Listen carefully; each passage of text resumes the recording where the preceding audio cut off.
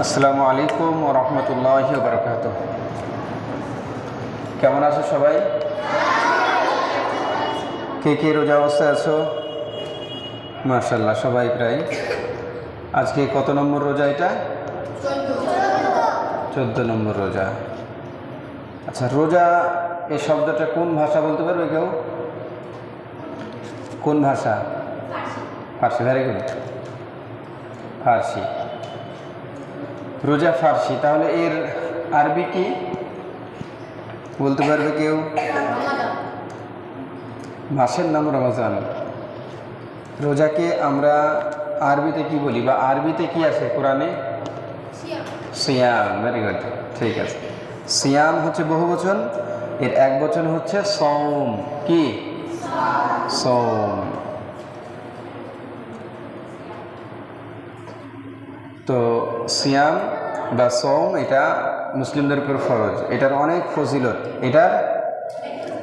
ফজিলত, সিয়ামের ব্যাপারে নবী সাল্লাল্লাহু আলাইহি সাল্লাম তিনি বলেছেন, সহিহ বুখারীর হাদিস, আস-সাওমু লি ওয়া আনা আজজি বিহি। সিয়াম আমার জন্য আর আমি নিজে হাতে তার পুরস্কার দেব। কে বলেছেন? আল্লাহ তাআলা। তাহলে সিয়াম আল্লাহ তাআলার সবচাইতে প্রিয় একটা ইবাদত। তো সিয়াম যদি কেউ রাখে তো তাদেরকে আল্লাহ তাআলা নিজে পুরস্কার দেবেন। কে দেবে পুরস্কার? আল্লাহ তাআলা।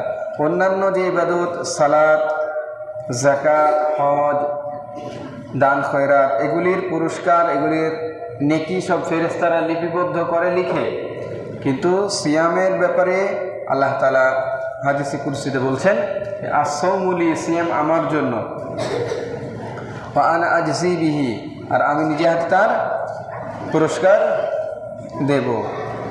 কেন বলো তো? অন্যান্য যে ইবাদত আমরা করি সেই ইবাদতগুলি তো আল্লাহর জন্যই করি নাকি? কিন্তু অন্যান্য ইবাদত করার ক্ষেত্রে লোক দেখানোর প্রবণতা থাকতে পারে। লোক দেখানোর জন্য তো হতে পারে। দান খয়রাত, কুরবানি, দেখবে মানুষ অনেকেই ফরজ বিধান মানে না, অর্থাৎ সালাত আদায় করে না, কিন্তু কুরবানি করার ক্ষেত্রে খুব আগ্রহ। কুরবানি অনেকে বেশিরভাগই করে। কেন? কারণ হচ্ছে কুরবানি করলে টাটকা সে মাংস খেতে পাবে, গোশত পাবে, এই জন্য। কিন্তু ওই লোকটা এবার সালাত আদায় করে না। অনেকে আছে না এমন, কুরবানি করে এমন অনেক লোক আছে যারা সালাত আদায় করে না, নামাজ পড়ে না। আচ্ছা বলো, কুরবানি বেশি গুরুত্বপূর্ণ নাকি সালাত? ইসলামের 5টা স্তম্ভ আছে। কয়টি? 5টি স্তম্ভ। কে কে বলতে পারবে 5টি কি? 1 নম্বর কলেমা। 1 নম্বর কলেমা। কলেমা মানে হচ্ছে যে এই দুটো সাক্ষ্য দেওয়া, আল্লাহ ছাড়া সত্য কোনো উপাস্য নেই, আর মুহাম্মদ সাল্লাল্লাহু আলাইহি সাল্লাম আল্লাহর বান্দা এবং রাসূল। 2 নম্বর হচ্ছে সালাত, যেটাকে আমরা নামাজ বলি। নামাজটাও সেই কোন ভাষা, কোন শব্দ? ফার্সি। ঠিক, তোমরা তো অনেক কিছুই জানো দেখছি, মাশাআল্লাহ। তো সালাত যেটা, সেটাকে নামাজ আমরা বলি। তো 2 নম্বর হচ্ছে সালাত, 3 নম্বরে যাকাত, 4 নম্বরে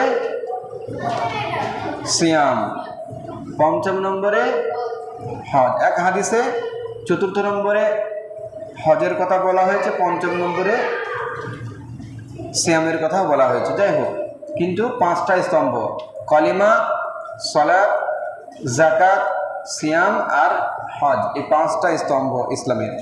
কিন্তু কুরবানি এর মধ্যে পড়ছে কি? পড়ছে না। কিন্তু কুরবানিটা অনেক বড় একটা ইবাদত, অনেক বড় একটা শিয়ার অবশ্যই। কিন্তু যে লোক সালাত আদায় করে না, তার জন্য আবার কিসের কুরবানি? তাই নয় কি? আগে তো সালাত, তারপরে তো বাকি ইবাদত। আল্লাহ তাআলা বলছেন না সূরা কাউসারে, যে ফাসাল্লি লিরাব্বিকা ওয়ানহার।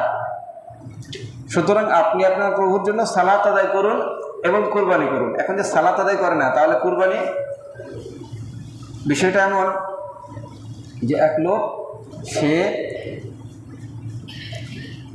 তোমার মাথায় টুপি নাই, পরনে কাপড় আছে, তো এখন সে করেছে কি, মানে পরনের কাপড় দিয়ে মাথা ঢেকেছে, এমন অবস্থা। মানে ফরজ আর একটা হচ্ছে সুন্নাত বা ওয়াজিব। তো যাই হোক, সেজন্য যেটা যেমন গুরুত্ব সেরকমভাবেই সেটা করতে হবে।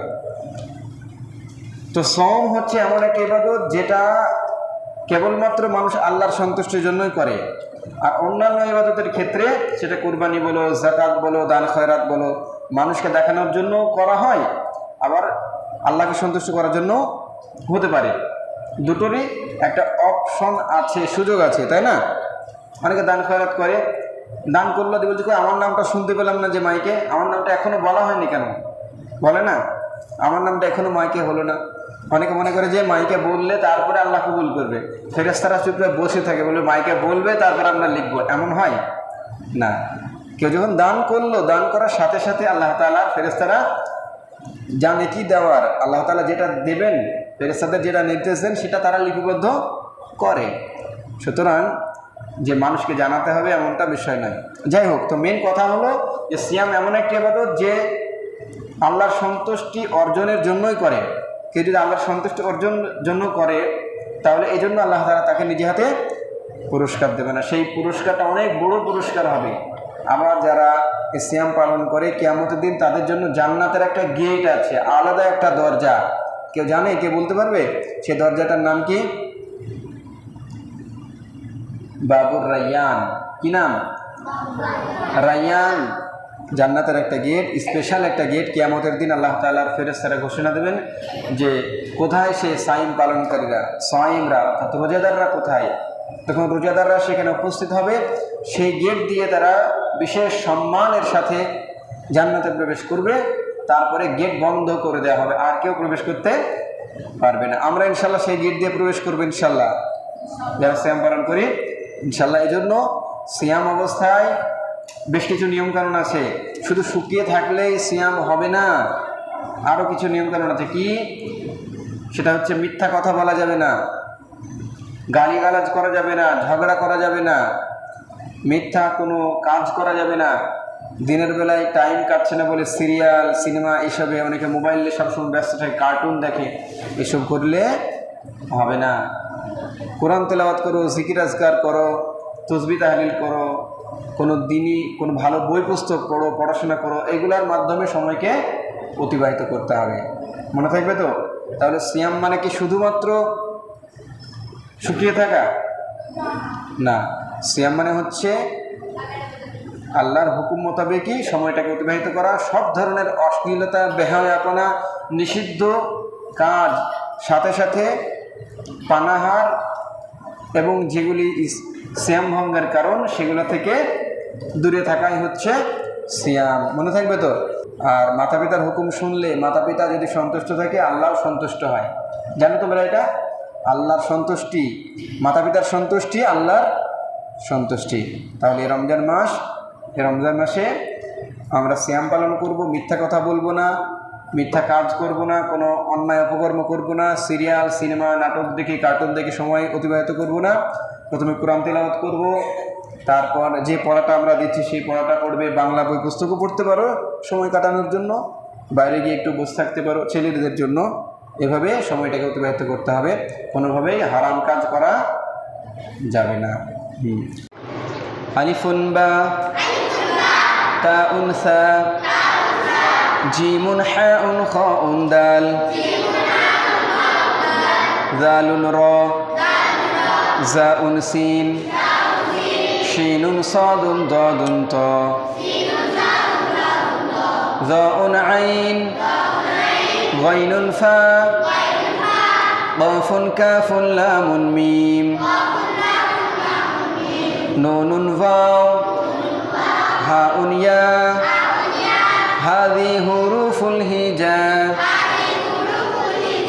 আলিফুন বা, তাউন সা, জিমুন হাউন খাউন দাল, যালুন র, জাউন সিন, শিনুন সাদুন দাদুন ত, যাউন আইন, গাইনুন ফা, কাফুন কাফুন লামুন মিম, নুনুন ওয়াও, হাউন ইয়া, হাযি হুরুফুল হিজা।